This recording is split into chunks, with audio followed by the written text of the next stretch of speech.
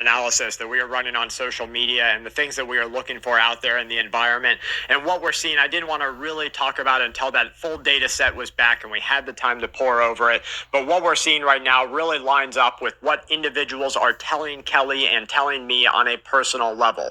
They are at their wits' end. A lot of them are contemplating things like harm. They're contemplating things like no longer having a will to survive, no longer having a will to continue with the American way of life. And this is lining up exactly with what we're seeing in sentiment analysis.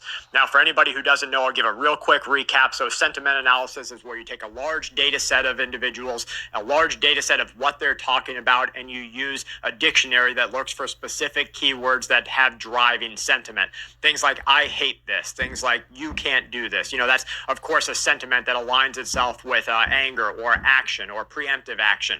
And so we categorize these into very different parts of the dictionary, and we start to look for values and things that really make sense on what is going to drive people to do what's next. That is what we have ran since the beginning. We started seeing it way before the riots, way before the protests a couple of years ago. We started seeing it before the Occupy Wall Street protest, and we see it with new and improved analysis today. So what are people actually going to do? Well, a lot of what we're hearing from individuals lines up with what we're seeing in sentiment analysis, and that is that people are ready to act. They're either ready to act on an individual level, which I could argue to say we're starting to see with all of these mass violent events taking place where people are just creating harm against innocent or reportedly innocent civilians.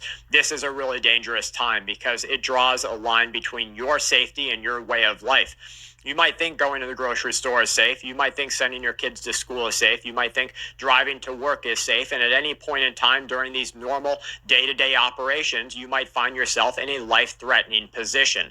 This is becoming more commonplace. It's becoming more prevalent because people have crossed that line in their own ability to cope and handle reality for the way it is. This is getting worse. And so my urgent action for you and your family is to understand just how bad things are and be prepared to act and react. There's that first set of the rule of threes that isn't often talked about, but I've always coined it as 3 moments to react to impending violence. Now, 3 moments, 3 milliseconds, 3 whatever you want to call it. The 3 is really just a coinage of the phrase for the rule of threes. But what it means is you have to be ready to act at a literal moment's notice.